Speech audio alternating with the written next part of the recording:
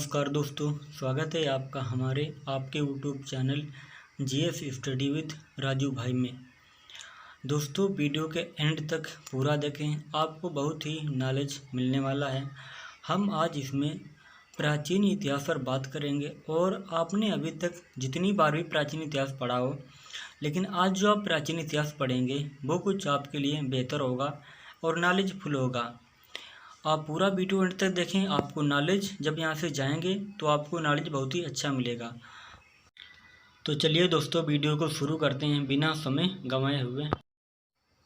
सिंधु घाटी की सभ्यता अथवा हड़प्पा सभ्यता, आप जानते हैं इसे दोनों नाम से जाना जाता है, सिंधु घाटी की सभ्यता अथवा हड़प्पा सभ्यता। 20वीं सदी तक यह धारणा थी कि वैदिक सभ्यता भारत की सबसे प्राचीन सभ्यता है।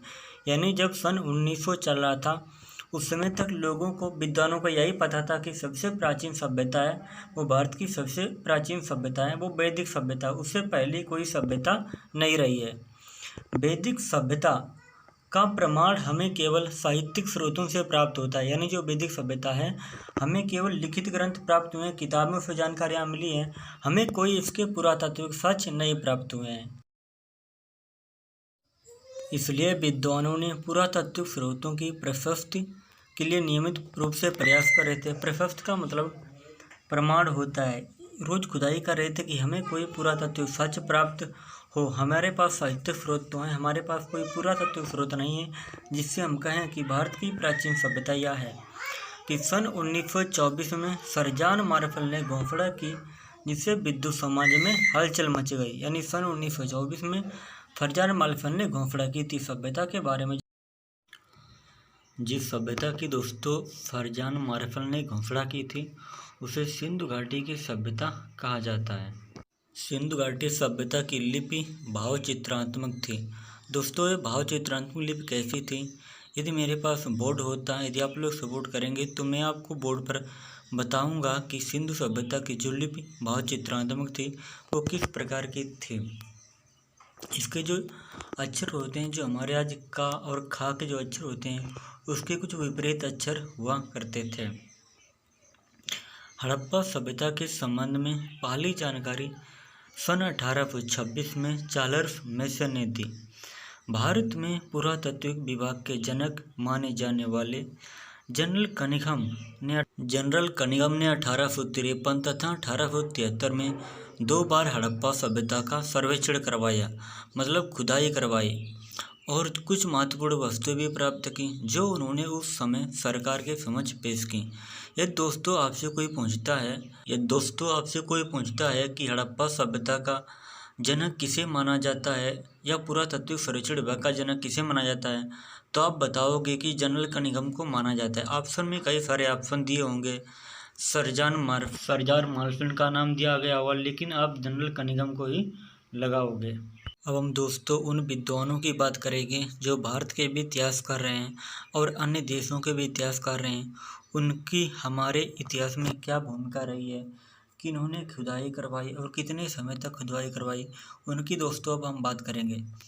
अब हम दोस्तों सबसे पहले बात करते हैं दयाराम साहनी की।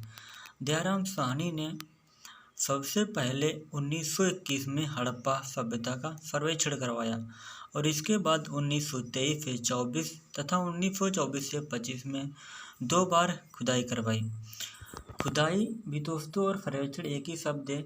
खुदाई एक सिंपल शब्द है और सर्वेक्षण एक टेक्निकल शब्द है। यदि आपसे क्वेश्चन में पूछा जाए कि दयाराम ने सबसे पहले खुदाई करवाई, कब करवाई, तब आप बताओगे 1921 में सबसे पहले खुदाई करवाई।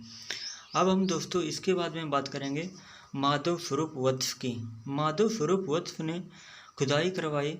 इन्होंने सन 1921 से 1934 तक 2 बार खुदाई करवाई।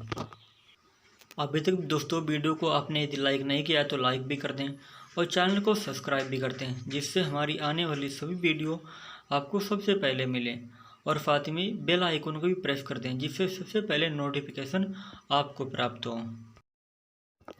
अब दोस्तों इसके बाद हम बात करेंगे सर मार्टिमर व्हीलर की।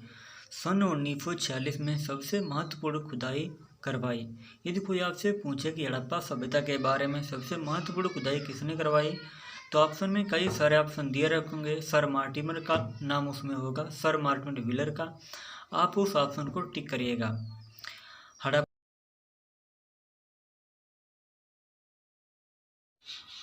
हड़प्पा मोंटेगोमरी जिले में रावी नदी के तट पर स्थित है। यदि कोई आपसे पूछे कि हड़प्पा कहाँ स्थित है तो आप बताओगे मोंटेगोमरी जिले में रावी नदी के तट पर स्थित है। मोहनजोदड़ो जो हड़प्पा से 640 किलोमीटर दूर है, यानी मोहनजोदड़ो और हड़प्पा के बीच की दूरी 640 किलोमीटर है।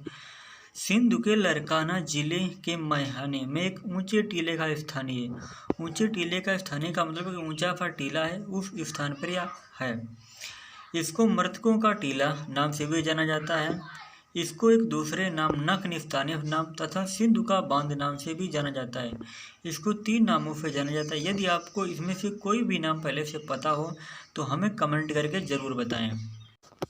अब हम दोस्तों इसके बाद बात करेंगे मोहनजोदड़ो की सबसे पहले खुदाई करवाई राखालदास बनर्जी ने सन 1922 में। सबसे पहले दोस्तों इसलिए ध्यान रखना जरूरी होता है, क्वेश्चन ज़्यादा से ज़्यादा इसलिए पूछा जाता है कि सबसे पहले किसने करवाई और सबसे अंत में किसने करवाई, ये बातें आपको ध्यान रखनी है।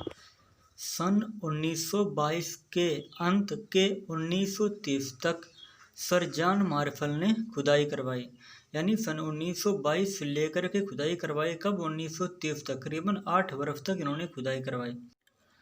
सन 1931 में जीएफ मैसन ने खुदाई करवाई और सन 1963 में जीएफ डेल्स ने मोहनजोदड़ो की खुदाई करवाई।